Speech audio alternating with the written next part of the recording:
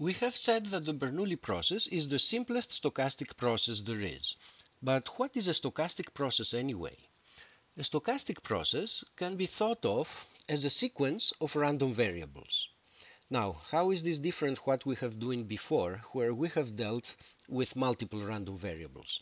Well, one difference is that here we're talking about an infinite sequence of random variables, and that complicates things to a certain extent. Now, what does it take to describe a stochastic process? We should specify the properties of each one of those random variables. For example, we might be interested in the mean, variance, or PMF of those random variables. For the case of the Bernoulli process, this would be easy to do. We know what the expected value is, we have a formula for the variance, and we have a fairly simple PMF.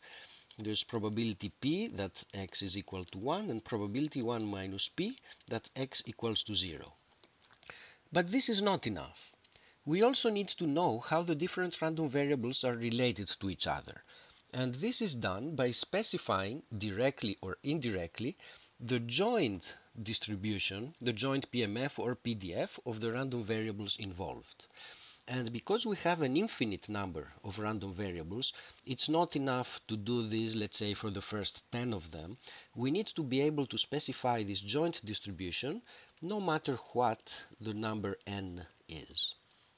For the case of the Bernoulli process, we have specified this joint PMF in an indirect way, because we have said that the random variables are independent of each other, so the joint factors as a product of the marginals, and we already know what the marginals are, so we do indeed have a specification of the joint PMF, and we have that for all values of n. Of course, for more complicated stochastic processes, this calculation might be somewhat more difficult. Now there is a second view of a stochastic process, which rests on the following. It's not just a collection of random variables, but they are a collection that's indexed by an index that keeps increasing. And quite often we think of this index as corresponding to time. And so we have a mental picture that involves a process that keeps evolving in time. What is this picture? This picture is best developed if we think in terms of a sample space.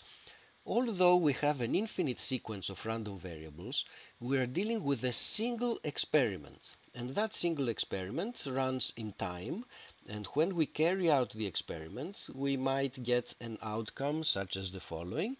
For the Bernoulli process, we might get a 0, 0, 1, 0, 1, 1, 0, and so on, and we continue. So an infinite sequence of that kind is one possible outcome of this infinitely long experiment, one particular outcome of the stochastic process. If we carry out the process once more, we might get a different outcome. For example, we might get a 0, 1, 1, 0, 0, 0, 1, 1, and so on, and continuing. And in general, any time function of this kind is one possible outcome of the experiment. Overall, the sample space that we're dealing with is the set of all infinite sequences of zeros and ones.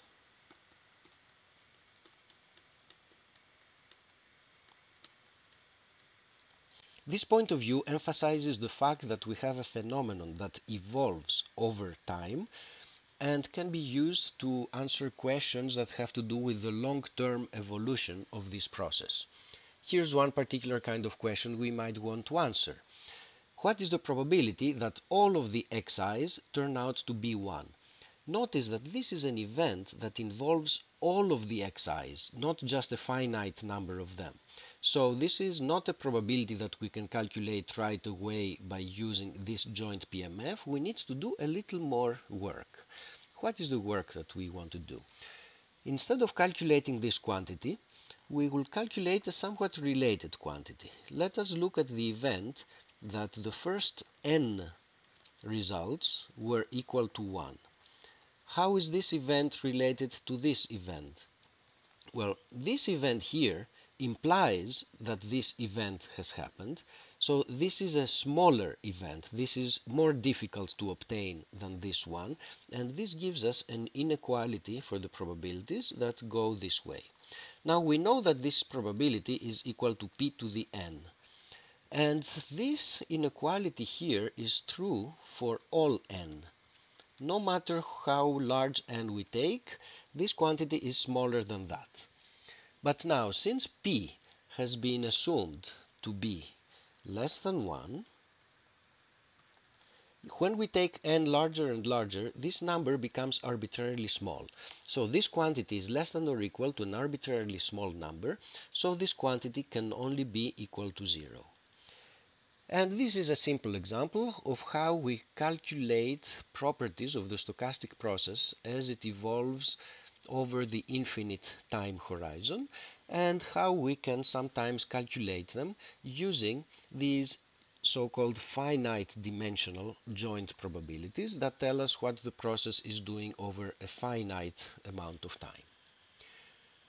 Throughout, we will sometimes view stochastic processes in this manner in terms of probability distributions, but sometimes we will also want to reason in terms of the behavior of the stochastic process as a time function, as a process that evolves in time.